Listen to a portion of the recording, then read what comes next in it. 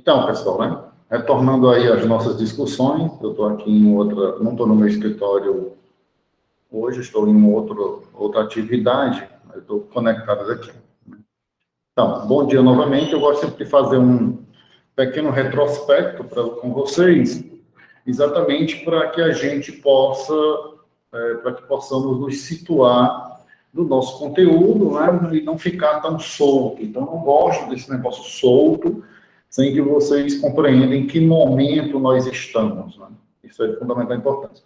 Logicamente que vocês, alguns já são de fato, né? De fato, administradores e administradoras de empresa, né? Outros serão depois de direito, com título, logicamente, né?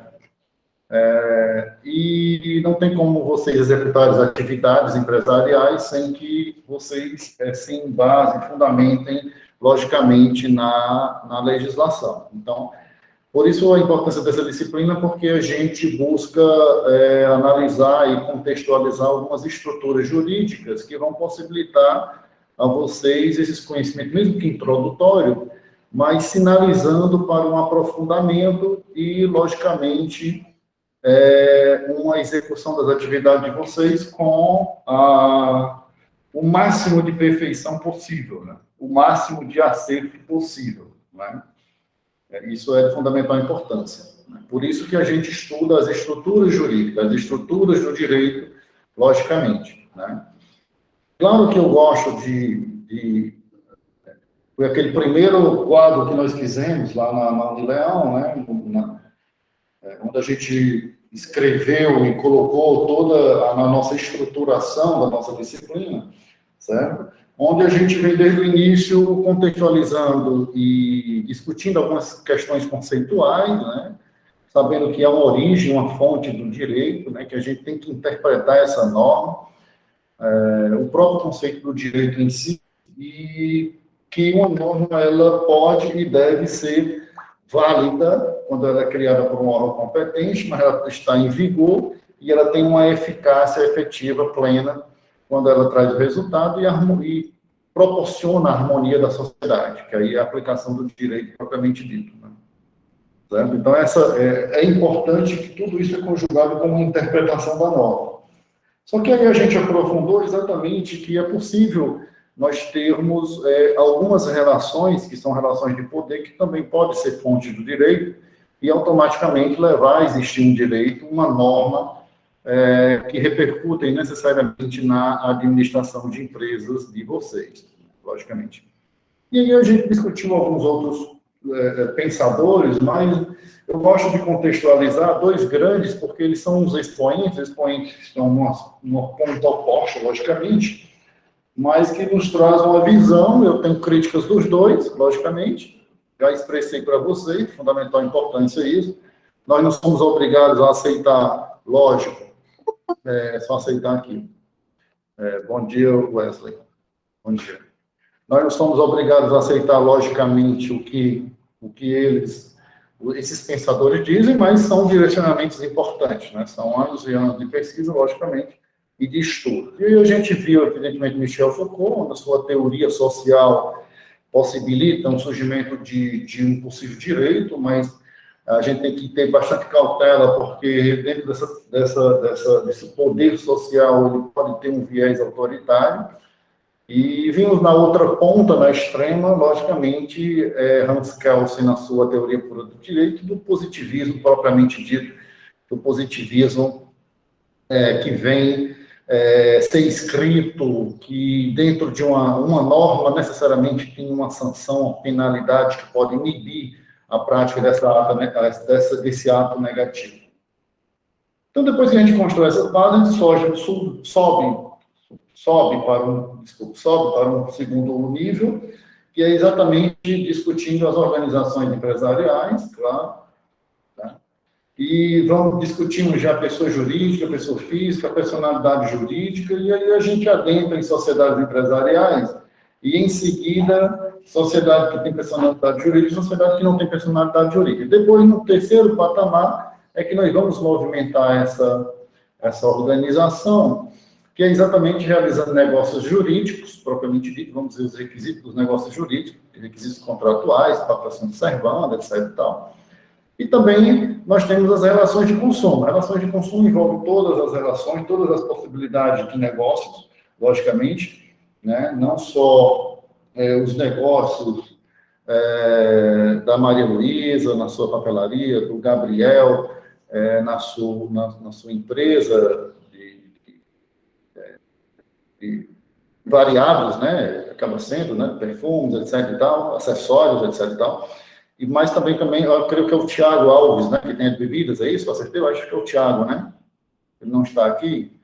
Eu creio que sim, é isso? É o quem? Matheus Lima. É o Matheus, né? Matheus Lima, exatamente. Tiago Alves, não. Matheus Lima. É o Matheus Lima, que tem as bebidas, exato. Confundo ali com o Matheus Henrique. Matheus Lima, exato. Então, tem essas relações de consumo que são indiscutíveis. E aí a gente vai discutir todo mais à frente, por isso a gente reservou 1 ou 2 aulas, o nosso tempo ele é curto, infelizmente, para discutir, eu falo muito, e demanda casos práticos, no sentido de situações para a gente dar os direcionamentos, etc. E tal. De fundamental importância na relação do consumo, quando a gente analisa o dano moral e o dano material, e aí a gente vai ver os requisitos do dano moral, quando caracteriza, quando não. Quando alguém me procura, depois de alguns anos na advocacia, e eu milito muito nessa questão do dano moral e do dano material, quando alguém me procura, eu já digo logo de pronto que há uma possibilidade, há uma fumaça do bom direito, o fumus bonis iuris, se há um possível direito ou não. Porque muitas das vezes é perca de tempo. Você vai movimentar uma máquina administrativa, judiciária, e poderá não ter um resultado pleno como você quer. Então, é possível. Por quê? Porque muitas coisas são muito voltadas para meros aborrecimentos. Meros aborrecimentos não geram danos morais. Você tem que ter uma afronta maior à sua honra, decoro e à sua honra, dignidade, que realmente lhe constrange de forma efetiva, de forma contundente, para gerar um possível dano moral. Logicamente que há algumas decisões, ou o que a gente chama de dano moral já pacificado pelos tribunais, como, por exemplo, envolve a empresa de vocês e de todos, né?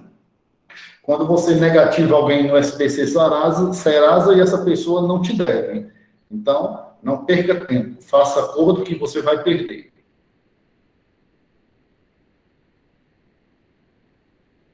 Não há dúvida disso. Os tribunais já entendem que dano na sua honra, né? Na sua dignidade, você inviabilizou ela de realizar negócios no país, ela subliminarmente foi titulada de caloteira, e isso é um dano muito, muito severo, então fazer acordo. Ceará, acordo de R$3.000 é um acordo excelente. Não vai querer ganhar de 100 mil, que não vai. Salvo se for um dano, uma responsabilidade pelo fato, necessariamente, certo? Que vai repercutir necessariamente num dano à saúde, né? Então, evidentemente, um possível dano à saúde, tanto quanto severo, implicará um alto valor na sua indenização. Logicamente, ninguém quer ter um dano severo, logicamente, né? À saúde. E depois que a gente analisa esse desdobramento da responsabilidade pelo fato e pelo vício, vamos ver muitas situações práticas, né? Vocês vão ter muitas perguntas sobre isso, porque praticamente o nosso dia a dia. E a gente vai apenas pontuar algumas mudanças nas relações de trabalho, mas terá uma disciplina específica, né? Então, em linhas gerais, essa é a nossa contextualização. Eu acho importante a gente situar, porque a gente não fica perdido, e estamos exatamente aqui. Exatamente aqui, né?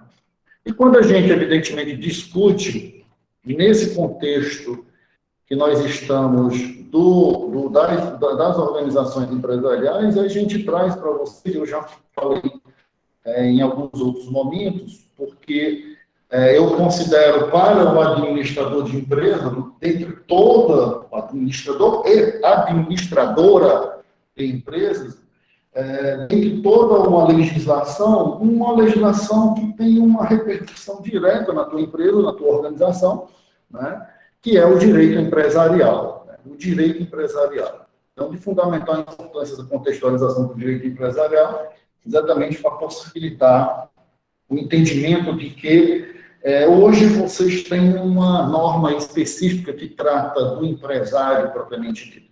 E vocês, quem acompanhou aí no grupo de WhatsApp, espero que tenha aí, eu gosto sempre de estar colocando situações atuais, vocês viram aí que a gente falou tanto da IRELI, né, o IRELI, né, onde aí é uma lei aí novíssima, até coloquei lei novíssima, dizendo que automaticamente as EIRELI vão ser transformadas em limitada unipessoal.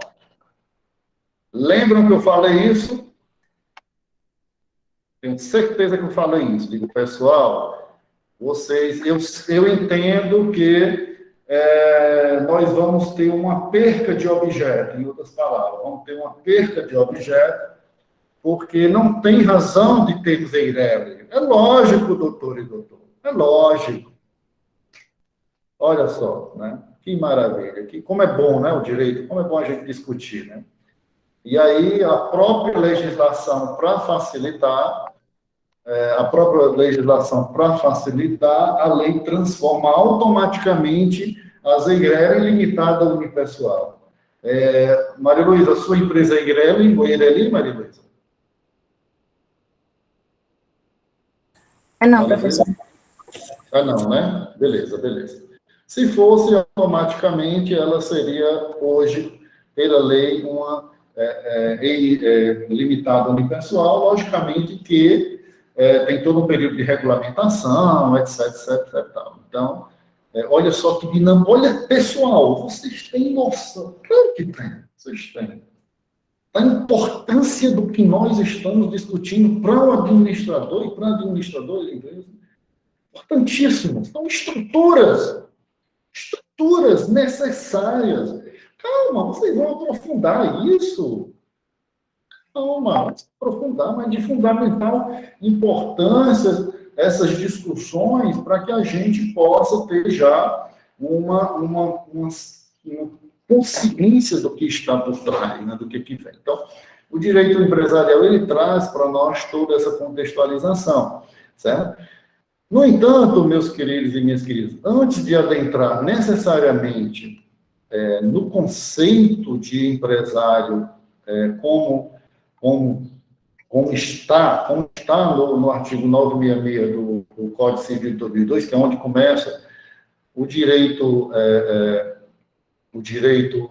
empresarial, nós temos que fazer uma contextualização do que era antes e do que é agora, tá? Do que era antes e do que é agora, certo? E eu sempre trago nas nossas discussões que a gente tem que ter dois momentos, né?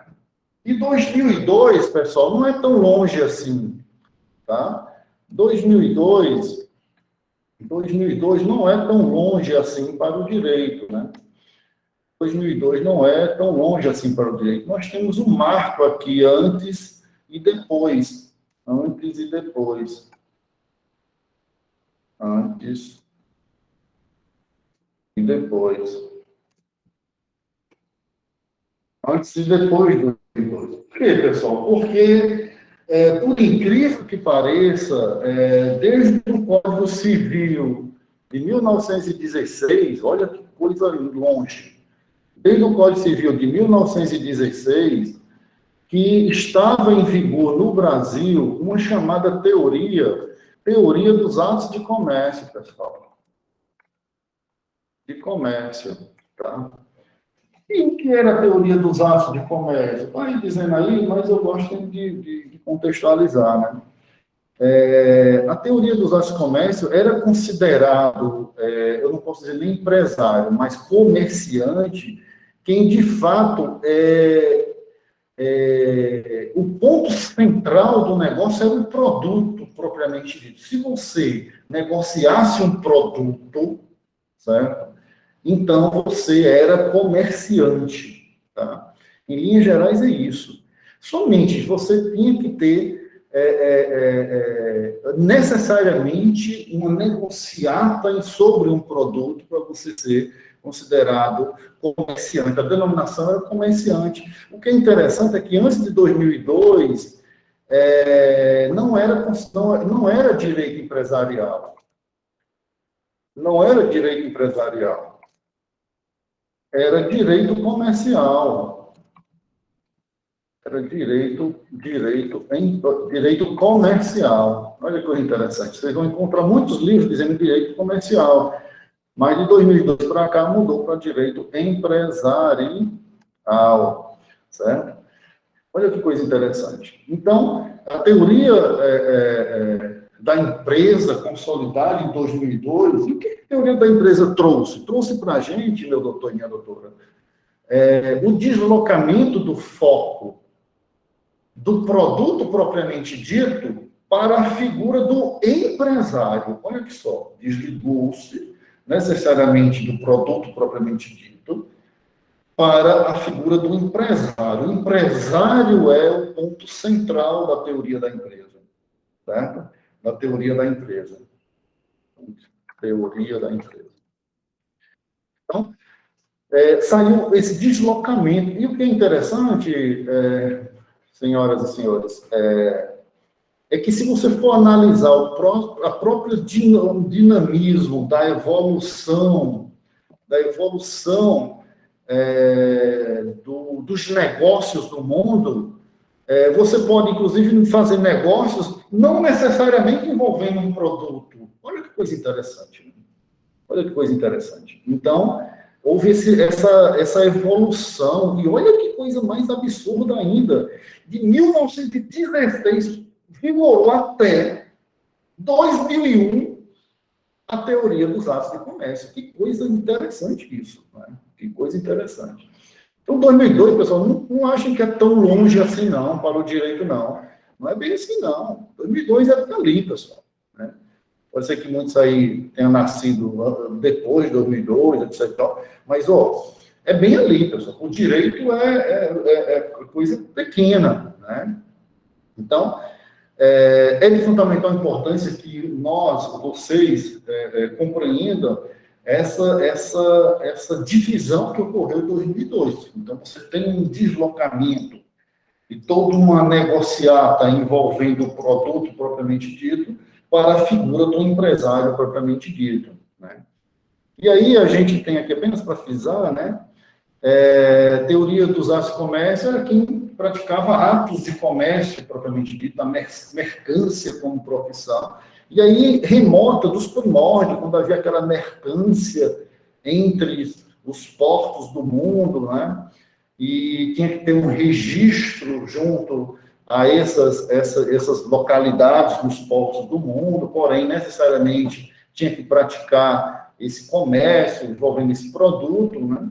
E esse deslocamento de 2002 veio para a teoria da empresa, que tem, evidentemente, como ponto central a figura do empresário, tem como ponto central essa atividade econômica organizada e tem como ponto central necessariamente o registro junto ou na junta comercial, que tem em toda registro das pessoas jurídicas mercantis, junta comercial que tem em todo o estado da federação. Então, de fundamental importância essa nossa compreensão para que a gente adentre no conceito de empresário propriamente dito, né? É importante nós discutirmos esse conceito com bastante profundidade, meus administradores e minhas administradoras, porque quando a gente adentrar nos tipos de sociedades empresariais, nós temos que diferenciar a simples da empresarial propriamente dita, né? Exatamente por essa particularidade, né? A simples, ele é um empreendedor, ele não é empresário. Olha que coisa interessante, né? Empresário é quem tem uma empresa devidamente registrada na junta comercial, né? Mas a simples, ele é um empreendedor, né? Proprietário. E aí a gente, calma, não vamos compreender esse momento do conceito de empresário e essa teoria da empresa que se consolidou em 2002, né, que é o marco que separa uma evolução extremamente importante, né, para vocês, extremamente importante, né, porque possibilita, eu diria que ocorreu uma maior profissionalização e uma maior abertura do campo para os negócios propriamente ditos. Os negócios propriamente ditos. Né? Calma, quando a gente entrar em sociedades empresariais, aí a gente vai ver que, por exemplo, a empresa de algum dos colegas de vocês, mesmo que não seja um MEI, mesmo que não seja registrada, ela tem responsabilidade porque ela é uma empresa de fato. É uma empresa não personificada e gera direitos e obrigações. Calma, não há nenhum problema quanto a isso. E aí eu trouxe aqui para vocês, né, uma teoria dos atos de comércio, alguns requisitozinhos, né, são considerados aqueles que praticam ato de comércio de mercância, certo? Como profissão. Isso aqui é entre aspas, tá? Isso aqui é entre aspas, apenas para que a gente compreenda, dentro dessa perspectiva de quem realiza um negócio, né? E essa mercância, existia um regulamento 737.850, no artigo 19, que dizia exatamente o que era o conceito de mercância, certo? Esse 737, a intenção era estabelecer o trâmite dos negócios comerciais, né? E, evidentemente, que o código... Aí vai, a questão histórica. O Código Comercial de 1850, certo? Foi dividido em várias partes, tranquilo. O registro era facultativo, porém necessário. Estou falando dos atos de comércio. Para que fosse, evidentemente, entre aspas, um empresário amparado pela legislação, certo? E temos aqui a teoria da empresa, né? São considerados empresários aqueles que praticam atividade econômica organizada para a produção e circulação de bens e serviços, e tem que ter registro na junta comercial. Foi consolidada aí em 2002, no artigo 966. O empresário assume a figura do antigo comerciante e não se fala mais em ato de comércio, mas sim em atividade econômica organizada, ou seja, o foco sai necessariamente para o empresário, né? Necessariamente. Então, para ser empresário no Brasil, atualmente é obrigatório, necessário, pessoal, o registro de empresas mercantis, artigo 967 do Código Civil, que é o seguinte aí do 966. Então, para ser empresário, você tem que ter o registro na junta comercial. Tá? Então, por isso que eu fiz esse contraponto com as sociedades simples, que não são empresariais, mas eles são empreendedores, tá? Calma. Cada estado tem sua junta comercial. E aí, pessoal, eu trago para vocês uma divergência doutrinária. Olha só que coisa interessante. Vocês possivelmente vão ver aí em algum livro, em algum concurso, uma divergência doutrinária. Alguns entendem que qualquer um que exerça atividade econômica organizada informalmente, por exemplo, o vendedor ambulante ou quem não tem uma empresa ainda registrada, é empresário de fato. Olha só que coisa interessante. Então, há alguns doutrinadores, alguns escritores, pensadores, eles entendem que mesmo quem exerce uma atividade organizada informal, aí ele dá exemplo, como o ambulante, o vendedor, ou qualquer um que não tem empresa registrada, ele é um empresário de fato. E os registrados são empresários de direito. E quem está registrado seria considerado empresário de direito. Olha que coisa interessante. Então, há essa divergência doutrinária dentro dessa perspectiva, né? E outros entendem que os comerciantes informais são empresários como todos os outros. Tá? Olha só que coisa interessante. Outros doutrinadores entendem que os comerciantes, porque não estão registrados devidamente informais, eles são empresários como todos os outros. Há uma crítica severa ao artigo 967, que diz que, para ser empresário, obrigatoriamente tem que estar registrado na junta comercial. Esse registro público de empresas mercantis é a chamada junta comercial, tá? É o nome jurídico da junta comercial, é Registro Público de Empresas Mercantis, tá, beleza? Então, há essa divergência sobre isso. Eu, particularmente, eu sigo a primeira corrente, tá? Eu sigo a primeira corrente até mesmo quando eu digo para você que, por exemplo, um de vocês que não está com a empresa devidamente registrada, ainda é uma sociedade não personificada, não tem personalidade jurídica porque não está registrada, mas ela gera direitos e obrigações, tá? E eu até disse, ó, vocês são, de fato, né, administradores de fato porque estão lá no trabalho de gestão de uma organização. E são administradores, serão administradores de direito, com o título e com o registro, evidentemente, da empresa de vocês. Então, calma. É possível seguir cada uma das correntes. Eu não pediria em um concurso, em uma prova, a discussão de divergência. Divergência você pode ir por uma corrente ou pela outra. Isso é lógico, né, pessoal? Então, não funciona assim.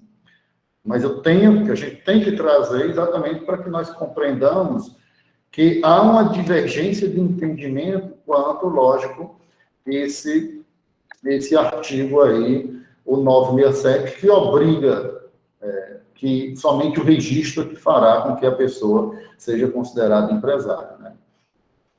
Então, eu me alio a essa corrente. Vocês não são obrigados a seguir, pelo amor de Deus, né? Pelo amor de Deus. Essa corrente que seria empresário de fato, mesmo que não está registrado, e quem for registrado empresário de direito, exatamente porque você gera direitos e obrigações, tá? Direitos e obrigações. Então, dentro dessa perspectiva, eu me alio a essa corrente, tá? Então, de fundamental importância, pessoal, essa discussão dos atos de comércio e da teoria da empresa para que a gente possa compreender o conceito de empresário. Deixa eu ver aqui. Claro que, para ser empresário, eu até tinha dito para vocês, vocês devem decidir como quer que fazer a sua empresa, né? Você quer começar um negócio sozinho ou com amigos, como vai ser? Isso aí é uma ponto inicial quando a gente for discutir alguns requisitos dos tipos societários, tá? Então, quando a gente for discutir alguns tipos societários, logicamente que você querer ter sócio ou não vai depender e direcionar a sua empresa. E o que é mais interessante é, como eu falei para vocês, né, essa fantástica alteração, evolução da nossa legislação, quando transformou todas as EIRELI, ou IRELI, como queira, em limitada unipessoal. Show de bola. A Lei da Liberdade Econômica, foi em novembro, dezembro de 2019, tivemos a pandemia em março de 2020, estava em sala de aula, na Unileão, com uma turma de estruturas de direito, lembro demais, e eu estava exatamente trazendo isso para os alunos, para que dessa mudança na legislação. E eu já dizia outrora que não havia porquê de termos a EIRELI ou EIRELI, porque ela estaria limitada a um mínimo de 100 salários mínimos, e a limitada não necessariamente necessitaria de um salário mínimo, logicamente. Certo? Como eu já disse para vocês, depende do porte empresarial. Aqui, pessoal, eu trouxe para vocês apenas e está lá também no Unileão Digital, apenas para a gente compreender no direito de empresas e nos situar onde estão no direito de empresa, no Código Civil, os tipos societários. Isso aqui está lá no Unileão Digital, tá? Então, essas atividades empresariais, certo? Essas atividades empresariais. Aí nós temos o empresário individual, que é aquele que exerce atividade em firma individual, vocês conhecem os empresários individuais. Temos os empresários, as empresas individuais de responsabilidade limitada, essa é a chamada EIRELI, foi incluída pela Lei 12.441 de 2011, ó, no artigo 44, porém evoluiu para LTDA unipessoal, né? Já vimos isso. E temos aí as sociedades empresárias, né? Aí nós temos, por exemplo, uma chamada empresário coletivo, está no artigo 982, com o objeto. Ela pode ser simples, atividade não empresarial, está no artigo 982. Vamos ver, calma, só visualizando. Tem as atividades empresariais, são próprias de empresário, tá? Do 982 também mais em diante, certo? E temos quanto à natureza do vínculo dessas sociedades empresárias. Quais são as naturezas? Aí a gente tem as associações, as fundações, tá? Que são sem fins lucrativos, né? Certo? Iremos ver as sociedades por ações. As sociedades por ações podem ser a sociedade anônima, que tem uma lei específica, 6404. Vamos ver a sociedade em comandita por ações, está no artigo 1090. Partindo, nós temos as sociedades empresariais propriamente dito. Aí nós temos no artigo 1040 a sociedade em nome coletivo, 1045 a sociedade em comandita simples,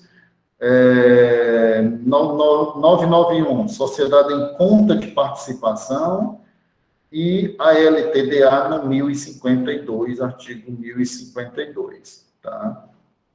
Certo? Então, só para a gente visualizar o que nós vamos ver. Você diz, mas professor Luciano, mas qual o tipo de sociedade? Eu já disse para você, calma. Qual é o produto ou serviço? Qual é o capital que tu tens, devidamente estruturado num plano de negócio e num plano financeiro, certo? Você quer ter sócio ou não quer ter sócio? Se você quer ter sócio ou quer ser sócio de alguém, você quer ter responsabilidade limitada ou ilimitada? Ilimitada implica que todo o seu patrimônio pessoal vai responder pelas obrigações da empresa. Fato. Tá? E por aí vai. Muitas dessas sociedades existem legalmente, porque estão na legislação, mas poucos existem na legislação, na hipótese, na possibilidade jurídica, mas você não vai ver muitas constituídas, mas muitas direcionadas para um segmento. Por quê? Porque muitas delas, nós vamos ver, elas têm uma responsabilidade ilimitada. Então, ninguém quer. Às vezes, é tão perigoso a gente vai ver, né? Não digo perigoso. É perigoso para quem exerce uma gestão fraudulenta, né? Uma gestão temerária, uma gestão nada lícita, né? Mas tem que ter muito cuidado, porque há uma responsabilidade por trás, e a gente vai ver a constituição de cada uma dessa empresa de acordo com o desenvolvimento de nossa atividade. Então, apenas para a gente visualizar dentro dessa perspectiva, e aí a gente traz aqui para vocês, pessoal, diretamente na lei, né, no Código Civil, deixa eu ver aqui, no Código Civil, ok, está compartilhando, acho que vocês estão vendo ou não. Deixa eu ver aqui, deixa eu colocar de novo, pessoal.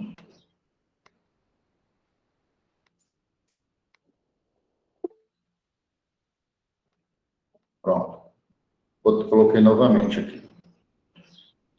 Pronto, beleza. Nós estamos vendo aqui exatamente direto no Código Civil. O Código Civil, pessoal, é essa lei aqui. É a Lei 10.406, de 10 de janeiro de 2002. Nós estamos indo diretamente para o artigo 966, que é esse aqui. O artigo 966, ele trata necessariamente do direito de empresas. Livro 2, direito de empresa, O título 1 trata necessariamente do empresário, olha aí, pessoal, vocês, certo? Quem for realmente constituir uma sociedade empresarial. E o capítulo 1 trata da caracterização e da inscrição. Certo? Então, é de fundamental importância a gente compreender que, artigo 96, considera-se empresário quem exerce profissionalmente atividade econômica organizada para a produção ou a circulação de bens ou de serviços. Olha que coisa. E ele ainda traz mais aqui, ó. Parágrafo único. Não se considera empresário quem exerce profissão intelectual de natureza científica ou literária, ainda com a ajuda de auxiliares ou colaboradores, salvo se o exercício da profissão constituir elemento da empresa. Olha que coisa interessante isso aqui. Então, vamos pegar aqui, peraí, pessoal, vamos dessecar isso aqui. Vamos dessecar isso aqui. Dessecar é ótimo, hein? Desmembrar. Pronto, eu peguei lá do Código Civil, joguei aqui no nosso quadro da sala de aula, para que a gente possa contextualizar. Pessoal, esse 966 é muito importante, pessoal, muito importante. Artigo 966 do Código Civil de 2002. O Código Civil de 2002, é importante dizer para vocês que ele teve o início da sua vigência, validade, foi criado pelo Congresso Nacional. O início da sua vigência para entrar em vigor teve uma vacância de um ano, um ano. Isso quer dizer o seguinte, que nesse período de um ano, ele estava com a vigência suspensa para que todos pudessem necessariamente ter conhecimento do Código Civil. Então, é a chamada vacatio legis, vacância da lei. Então, quando chegou nesse período, ele entrou em vigor, começou a ter resultado, passou esse período, certo? E nós já vimos isso também em determinado momento, isso está lá na Lei de Introdução ao Direito Brasileiro. Então, empresário, considera-se empresário quem exerce profissionalmente, ou seja, você tem que exercer profissionalmente uma atividade econômica organizada. Necessariamente, pessoal, uma das características do empresário é exercer essa atividade econômica, certo? E uma atividade econômica, nós sabemos, evidentemente, envolve toda uma estrutura financeira de venda e compra e lucratividade, necessariamente, né? Lucratividade. Então, logicamente, instituições filantrópicas não se enquadrariam nesse requisito, certo? E, necessariamente, ela tem que ter uma estruturação sistemática dentro de uma estrutura empresarial que vai possibilitar que ela seja organizada. Então, e tem que ser profissional. Quando é que a gente diz que uma atividade é profissional? É quando há uma dedicação sua e de seus sócios para com aquela empresa. Então, é uma profissionalização. Você administrador de empresa, então você vai ser profissional, criar uma empresa, se dedicar de forma efetiva, de forma plena a essa empresa. Então, tem que ter essa dedicação, essa profissionalização que vai te proporcionar necessariamente a melhoria da técnica, ou que a gente diz expertise. Você vai ser bom naquilo que você faz. Só a prática faz isso. Certo? Não adianta eu ter terminado direito e não exercer, nem que nada. Não adianta eu terminar a administração e não exercer. Né? Então, tem tudo isso. Então, essa profissionalmente essa atividade econômica organizada. tá? E ela necessariamente ela tem que buscar produzir algo. Necessariamente ela tem que produzir algo. Olha só que coisa interessante. Necessariamente ela precisa produzir. Peraí, ainda deixa eu voltar. Eu parei de. Não, ainda está aqui. Deixa eu mudar aqui a minha corzinha. Ela tem que produzir algo. Então, produzir um produto ou produzir um serviço. Ela tem que produzir um bem ou tem que produzir um serviço, necessariamente. E essa produção desse bem e desse serviço, necessariamente tem que levar, eu nunca botei esse amarelozinho aqui, a circulação,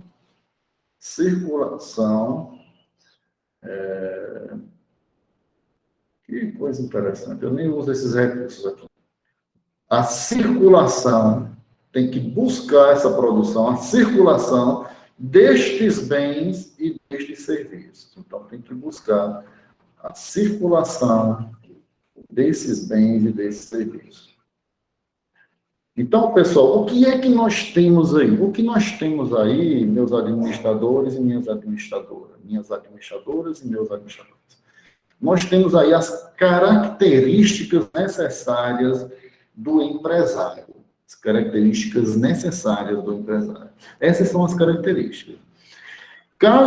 Pela lei, caso não tenhamos um desses requisitos, nós não teremos a figura do empresário. E outra, nós temos que analisar aqui o conectivo aqui, né? Ou a possibilidade, ou. Isso quer dizer que pode ser um ou outro, produzir ou circular. Se você analisar, meus doutores e minhas doutoras, nós temos aí um conceito bastante abrangente que possibilitará o enquadramento de todas as possibilidades empresariais necessariamente. Então, muito, muito interessante. Alguma pontualização, pessoal, sobre o conceito de empresário? Alguém gostaria de fazer alguma contextualização para a gente ir para o parágrafo 1, que tem uma particularidade bastante importante.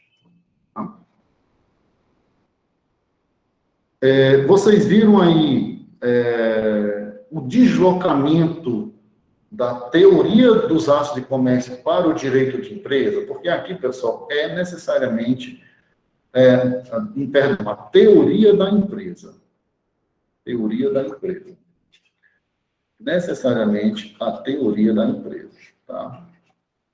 Necessariamente a teoria. Deslocou-se para a figura do empresário, como essa atividade econômica organizada que vem produzir um bem ou um serviço, ou circular um bem ou um serviço. E tem que ser econômica, organizada, profissional, necessariamente.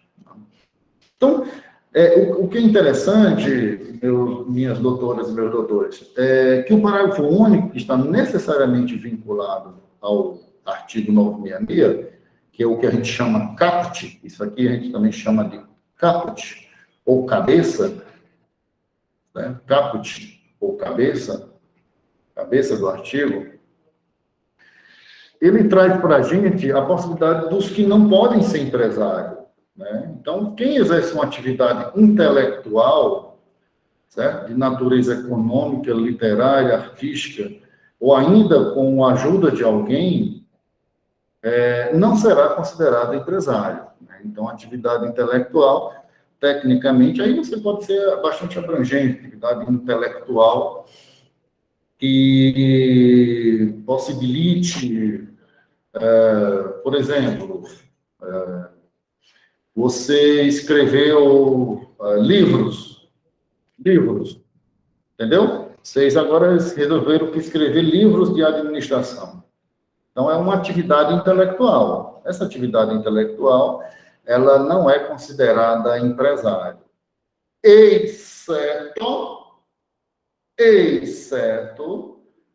salvo,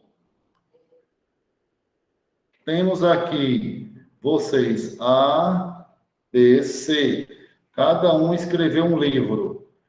certo? Vocês não são empresários diretamente, mas vocês resolveram se unir e criar uma empresa para vender o livro, comercializar o livro. Aí sim, houve um direcionamento da atividade intelectual para... Como é que nós vamos saber se vocês agora que escreveram cada um livro, é uma atividade intelectual, não são empresários, ou você mesmo e escreveu 2, 3 livros, você mesmo escreveu 2, 3 livros, ou seja, você não é empresário. Como é que nós vamos saber se você é empresário? Se você se dedicar diretamente, se você se organizar, ter como atividade econômica, se você produzir esse livro e você colocar em circulação esse livro e você registrar na junta comercial a sua empresa. Olha só, salvo se o exercício da profissão constitui elemento da empresa, o exercício da profissão intelectual, e você ter escrito vários livros, constitui elemento, objeto da empresa, que é o caso. Entenderam, pessoal? Entenderam? Individualmente não é empresário, mas se você transformou ele necessariamente num elemento da empresa, aí você é considerado empresário. Aí, logicamente, pelo 99... Qual foi o artigo 997, 967, vai já ver, você tem que registrar na junta comercial, né? É um dos requisitos. Mas, pelo menos, pela uma das correntes, isso, 967. Valeu, Matheus. Você tem que registrar. Mas a gente viu aquela divergência doutrinária, pelo menos empresário de fato, porque você tem de fato, gera direitos e obrigações, de direito quando registra, vamos ter isso comumente, calma, isso aí é uma divergência doutrinária e não iria perguntar numa avaliação. No entanto, por suposto embargo, se vocês lerem um livro que existe assim, há uma divergência doutrinária, no entanto, a corrente majoritária, ou seja, há maiores doutrinadores que defendem a corrente X ou Y, tem corrente X ou Y sobre uma teoria, seja qual for. Aí há uma corrente majoritária que defende a A. Cuidado. Quando forem fazer algum concurso, claro, vocês podem fazer concurso, existe concurso, claro, de administradores de grandes instituições públicas que pagam muito bem, né? Se ele perguntar no concurso, tipo, ou em alguma exame que vocês forem fazer, e vocês, evidentemente, a corrente majoritária que defende isso, essa daí, corrente majoritária, beleza. Mas quando não há, apenas não se fala em majoritária, não se cobra em seleções, etc. Não se faz isso, né? Então, de fundamental importância essa nossa contextualização. Então, vou trazer aqui para vocês agora aqui a continuação do nosso código, para que a gente passe para sobre, pronto, 967. O Matheus lembrou, isso mesmo. 967. É obrigatória a inscrição do empresário no registro público de empresas mercantis da respectiva sede antes do início da atividade. Tá? Isso é a regra. Tá? Isso é a regra. Isso aí é o registro necessariamente na junta comercial. O nome jurídico é Registro Público de Empresas Mercantis, tá? Ou junta comercial, no popular. Tá? Antes do início da atividade. Isso é a regra, antes do início da atividade. No entanto, você construiu o estatuto da empresa, o contrato social. Se vai ter sócio, se não vai ter, quem entrou com a quantidade de valores ou não, certo? Ou seja, o capital, qual é o objeto da empresa, o nome, etc. e tal.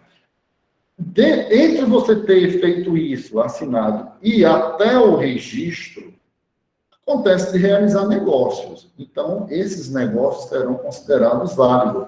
Nós vamos ver. Esses negócios são em sociedades empresariais de fato, ou não personificadas. Olha aí, já dando a sinalização para mais na frente, você construiu o estatuto social, onde você colocou o nome, né, qualificou os sócios ou não, ou o seu, o nome da empresa, né? Qual é o valor, deve ter sido feito um plano de negócio, né, um plano financeiro, certo? Qual é o negócio da empresa, o objeto dela, e aí você criou o estatuto. Entre ela e até o registro na junta comercial, pode demorar um pouquinho? Pode. Mas você realizou o negócio? É válido? É. Gerou direitos e obrigações? Gerou. Tá? Existe a proteção jurídica? Sim. Sociedades que não têm personalidade jurídica ainda, que não têm CNPJ. Sociedades despersonificadas. Tá? E ela tem uma denominação que nós vamos ver mais na frente. Tá? E o que é que eu disse para vocês agora? São os requisitos mínimos do contrato social, doutor. Você pergunta, Luciano, quais são então os requisitos mínimos para me ter no contrato social? Que a lei ela obriga a ter. Quais são os requisitos mínimos, Luciano, para que eu crie uma empresa? Eu posso colocar o direito. Lembra quando eu falei que o direito privado é o seguinte: você pode colocar tudo que a lei permite. Certo? Se a lei nega, você não pode colocar. Mas você pode colocar vários outros direitos, várias outras possibilidades. É permitido colocar no contrato.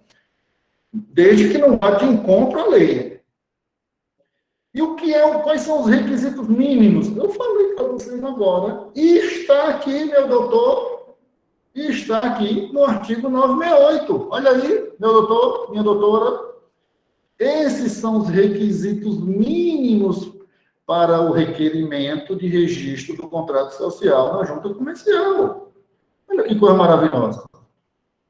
Por isso nós estamos falando do direito de empresa, por isso vejam a importância que é, pessoal, dessa nossa discussão, é o coração do trabalho de vocês na profissão, pessoal.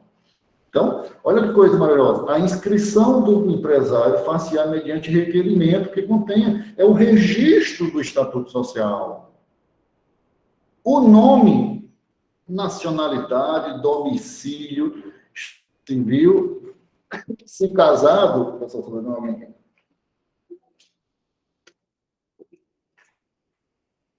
e se casado, o regime de bens. Pessoal, de fundamental importância, né? O nome é o seu, a nacionalidade, domicílio. Alguém sabe qual a diferença entre domicílio e residência, pessoal? É a mesma coisa? Hein, pessoal? Vocês sabem a diferença entre domicílio e residência ou é a mesma coisa? Ele está pedindo aí o domicílio.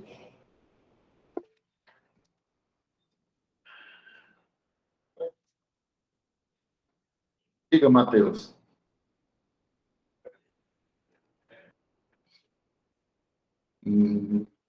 Matheus, e se eu disser que os dois, residência e domicílio, é seu? É possível ser seu? Pessoal, parece ser uma coisa simples, ou me permita usar uma palavra. Pode ser uma coisa besta, entre aspas, mas é muito importante para a vida empresarial e jurídica, tá, pessoal? É muito importante, muito importante. É uma simples palavra, não tem problema nenhum se a gente não sabe a diferença. Calma, nós vamos saber. Não há nenhuma dificuldade nisso. Não há nenhuma dificuldade nisso, tá? Não há nenhuma, só aceitar aqui o Elton. Bom dia, Elton. Não há nenhuma dificuldade nisso, pessoal. Não há nenhuma dificuldade de não saber. Pessoal, domicílio é onde é o local que você executa seu trabalho. É o trabalho. O domicílio de Maria Luísa é na livraria dela. É o local empresarial. Certo?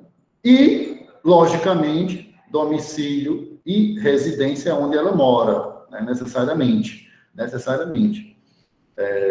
Então, a residência é onde ela mora, onde Maria Luísa mora. E o domicílio é onde ela trabalha, é o local da empresa, tá, pessoal? De fundamental importância essa separação.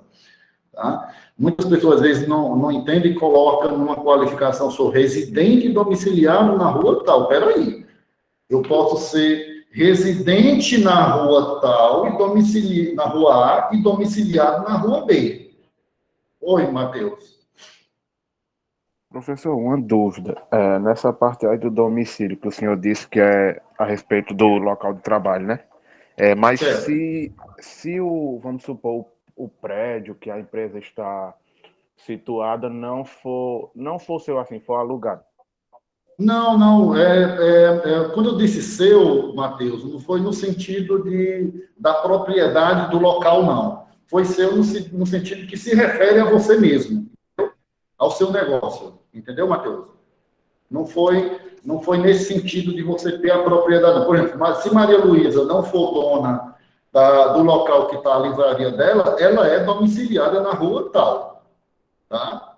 Ela é alugada, porque o aluguel dá o direito de posse sobre o imóvel.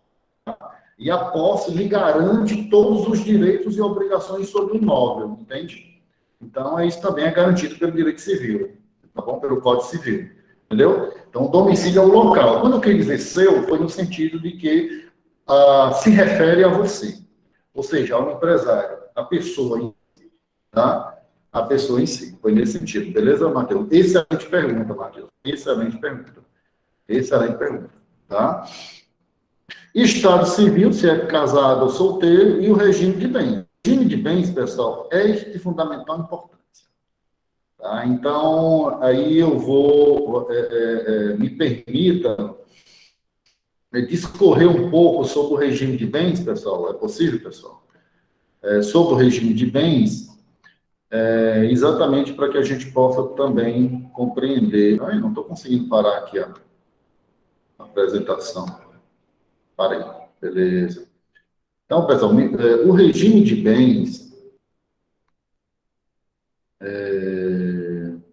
eu vou colocar apenas em linhas gerais. Sobre o regime de bens, pessoal,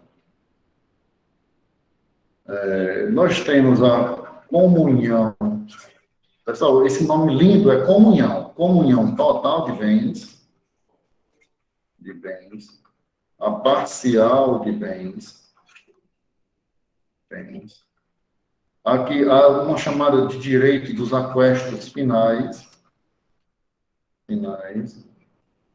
E existe um misto que é possível ter. Então, a comunhão total de bens é quando você se casa, você tem que fazer um pacto antinupcial. Pessoal, antinupcial. Pessoal, eu recomendo, quem não casou, que for casar, quem quiser casar, faça, quem for criar empresa, conselho de amigo e advogado. Não é para outra parte, não é que ninguém ama a outra parte, não tem nada a ver uma coisa com outra.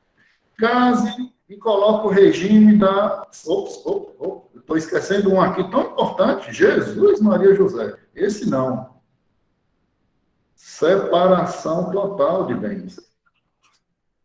Total de bens. Pessoal, conselho de amigo, de advogado, de professor, quando for se casar, não tem nada a ver se tu ama ou não o dito cujo ou a dita cuja. Case na separação total de bens. Tá? Não vai nesse negócio, não. Não faça, você não me ama porque não sei o quê. Não faça isso, não, que tu vai ver o problema que vai dar depois. Tá? O problema que vai dar depois no sentido de quê? Se for o caso. Não, só se for o caso, pessoal. Por exemplo, peraí que eu não posso dizer que isso é segredo de justiça. Eu já fiz algumas mesmo. Separação total de bens em duas situações. Casaram na comunhão parcial ou total de bens. Comunhão total de bens. Parcial é a partir do casamento, o que for antes é seu e é seu. Só que o problema é muito difícil quando você tem uma casa antes, você reforma e o dito cujo, a dita cuja também tem uma certa parcela do imóvel, é muito relativo. Comunhão total de bens é antes e depois entra, antes e depois do casamento.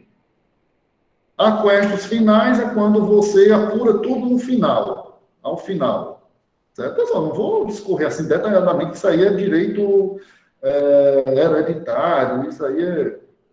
Misto seria um ou outro, juntando um desses dois. E o que eu gostaria de falar muito para vocês da administração de empresa, separação total de bens. Não quer dizer que tu não ama o dito cuja, a dita cuja, não. Pelo amor de Deus. Mas você quer criar uma empresa. Por exemplo, vou contar duas situações, práticas. Casal, casado, bem direitinho, etc e tal, né? Ele já tinha filhos, ela não tinha. Aí casaram. Foi comunhão parcial, só que acaba juntando, acaba dando problema. Aí ele tinha um patrimônio, tinha filho com outra mulher, tinha separado, as filhas dessa queria bens. Aí lá vai a mulher atual ter que assinar transferindo, deu uma confusão.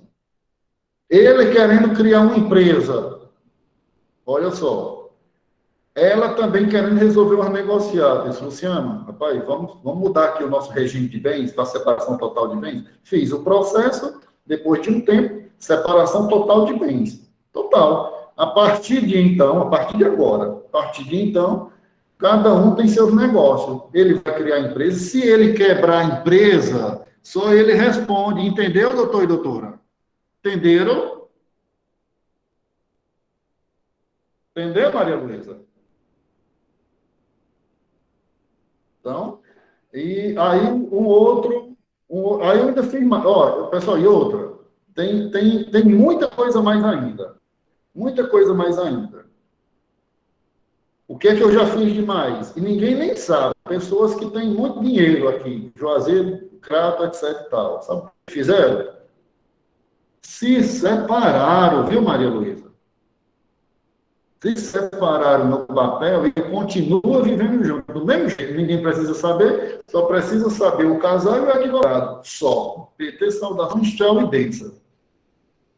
Se separaram, dividiram o patrimônio, entre aspas, e aí, ele com a empresa, ela com a empresa, se um deles quebrar, o que é que isso protege também, Maria Luísa, demais colega? É o patrimônio dos filhos, entendeu? Oi, Matheus. Professor, uma dúvida. Nessa parte aí que o senhor está falando, né, de separação total de bens, vamos supor que, como o senhor estava falando, separação, coisa de divórcio. Aí o homem pode ser, quer, mas a mulher, vamos supor, insiste até o último fio da agulha em não dar. O que pode afetar tanto nessa... O que pode afetar tanto nessa separação aí, total de bens? O que pode afetar? Não, porque você pode fazer duas coisas, Matheus e demais colegas. Por duas situações diferentes. O casal continua casado e quis fazer a separação total de bens. Aí tem que ser um consentimento dos dois, entendeu? Eles continuam casados. Entendeu, Matheus? A outra situação foi o casal só no papel, viu, Maria Luísa? Só no papel. E só eles dois, o juiz, o promotor e o advogado. A família, para a família está todo mundo casado, para a sociedade está todo mundo casado, mas no papelzinho não dá, não. Viu? Nesse outro caso, quando um quer se separar para dividir o patrimônio e o outro não quer, tem duas situações. O divórcio, que é de consenso, consensual, das duas partes, e tem o chamado, que é mais rápido, certo? Não tem nem audiência, O advogado articula com o juiz, conversa com o juiz, e o juiz já defere. E tem o chamado divórcio litigioso, que é, entre aspas, contencioso, briga mesmo. Um quer, o outro não quer. Aí o juiz é que vai decidir. Entendeu? Negócio de traição, pessoal, não é mais motivo para separação. No entanto, por suposto embargo, pessoal, novidade de decisão de um dos tribunais do país. Quer saber? Já viram? Vou lhe dizer agora. O camarada... Peraí, camarada não. Camarada é correto comunista. Não sou comunista, não. O rapaz, casado com a mulher, né, levou a amante para a casa dele e ele foi pego. Sabe o que aconteceu? Ela entrou com indenização por danos morais e ela ganhou. Exatamente, Maria Luísa. Isso, Aparecida. Ela ganhou, viu? Isso aí foi uma decisão de um tribunal que vai repercutir nos outros tribunais, porque é o chamado precedente. Entendeu? Então, né? Não é vocês, o pessoal, outros, tenham cuidado, né? Tenham cuidado.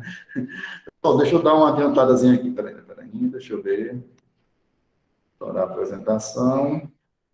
Então, assim, pessoal, estou dando uma dica aí, uma dica de amigo, tá? Por experiência, pela advocacia, etc e tal. Eu me casaria. Pessoal, eu não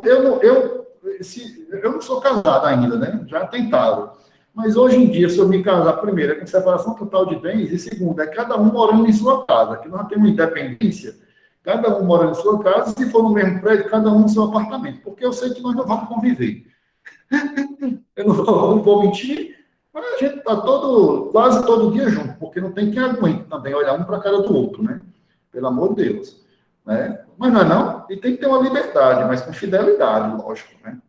Liberdade com fidelidade. Espera aí, pessoal, mas eu estou falando já de um nível elevado, o pessoal aí que está tudo aí ainda nos 18 anos, né? O Gabriel aí vai casar tudo bem direitinho.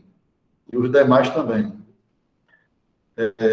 Pessoal, só para a gente finalizar aqui rapidinho aqui, 9h14, vocês já estão cheios de mim aqui. Então, pessoal, bem rapidinho aqui, ó. O nome, nacionalidade, domicílio, Estado Civil, cada regime de bens. A firma é o nome, tá? Com a respectiva assinatura, poderá ser substituída pelo certificado digital. Hoje em dia tem um certificado digital, vocês sabem disso, tá? Então, esse negócio da firma é o nome. Tanto o nome, a razão social, oficial, como o nome fantasia também, você pode colocar tudo isso, certo? O capital, ou seja, quanto de dinheiro, eu venho batendo nisso, vai criar uma limitada com R$5, né, doutor e doutora? Pelo amor do céu, né? Na verificação não vai passar. O objeto e a sede da empresa, certo? O objeto, que é um produto ou um serviço, como é que vai ser? A sede da empresa é extremamente importante, por quê? Porque vai ser, evidentemente, o domicílio e vai ser inclusive o domicílio tributário, né, para a questão das incidências tributárias. Né? Então, vem aqui, ó, parágrafo primeiro, com a indicação, com as indicações estabelecidas nesse artigo, a inscrição será tomada por termo no livro próprio, na junta comercial, terá uma numeração específica, certo? Para todos os empresários, cada um vai ter um nome específico, né? Esse código você vai, então, abrir o CNPJ, pedir o CNPJ, e o CNPJ vai em diante, tudo, né? Parágrafo segundo, à margem da inscrição e com as mesmas finalidades serão averbadas quaisquer modificações futuras que venham ter no estatuto, né? Caso venha admitir sócio, o empresário individual poderá solicitar o registro na junta comercial e transformar a sociedade. Você pode também movimentar de uma sociedade para outra, mas tudo tem que ser registrado, tá? E esse processo de abertura e registro, alteração, baixa, etc. e tal, bem como qualquer outra exigência, deverão ser trâmite especial, etc. E são requisitos lá necessários para dos sistemas da junta comercial, etc. É bem tranquilo. E, para fim disposto no parágrafo 4, poderão ser dispensados os de firma, com a respectiva assinatura autografada, também são requisitos necessários. O O empresário que admitir filial, etc. e tal, em lugar sujeito à jurisdição de outra junta comercial, deverá também inscrevê-la com a prova da inscrição originária. Então, você for abrir a filial em algum outro lugar, algum representante, que são as sucursais, etc. e tal, você tem que, evidentemente, registrar, porque você tem que comprovar, junto a outros estados, que a sua empresa realmente é legal, etc. e tal, que tem a matriz no estado do Ceará, blá, blá, blá, blá, blá, né? Em qualquer caso, a constituição do estabelecimento secundário deverá ser averbado na junta comercial. Registra na sede também que existe uma filial em tal local, estado do Pernambuco, hipoteticamente, né? E aí a lei vai dar um tratamento diferenciado ao empresário rural, aí o pessoal aqui é da área rural, ao pequeno empresário, quanto à inscrição e aos efeitos. Então, vai ter um certo privilégio, né? Quanto à atividade rural, o empresário pode observar as formalidades do artigo 968, que o 968 trata exatamente dos requisitos, né, do contrato social, requerer inscrição no registro público na junta comercial na sede, caso em que depois de inscrito ficará equiparado para todos os efeitos da empresário sujeito a registro. Então, tranquilo, isso aqui, o ponto central aqui desse primeiro ponto, pessoal, é o conceito de empresário, o momento da inscrição, que será considerado empresário, certo? E os requisitos mínimos do contrato social, que está no 968. É o mais importante de tudo aqui, dentro dessa discussão aqui inicial. Deixa eu ver. Então, sociedade empresarial, o conceito de empresário, empresa, né?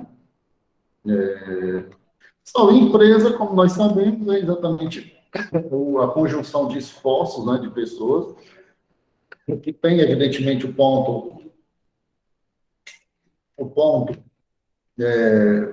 de empresário, a conjunção de esforços de empresário, com o fim de constituir riqueza, de circular, evidentemente, produto ou serviço, de forma organizada, etc, etc. Pessoal, alguma colocaçãozinha aí? Acho que foi bem bacana aí, né? Deixa eu ver aqui se eu esqueci alguma coisa do nosso slide. Espera ainda. Do nosso... Show, Wesley. Não, eu tô ligado já, Wesley. Tá mais de uma hora, um pouquinho, né? Só ver se eu esqueci alguma coisa aqui do nosso slide. Pronto, pessoal. Acho que é isso por hoje. Lembro que quinta-feira, quem quiser presencial, estaremos lá na Unileão, tá bom, pessoal? Será um prazer, quem quiser ir lá, bater um papo e tal. Mas será também online para todo mundo. Pessoal, só parar aqui. Peraí.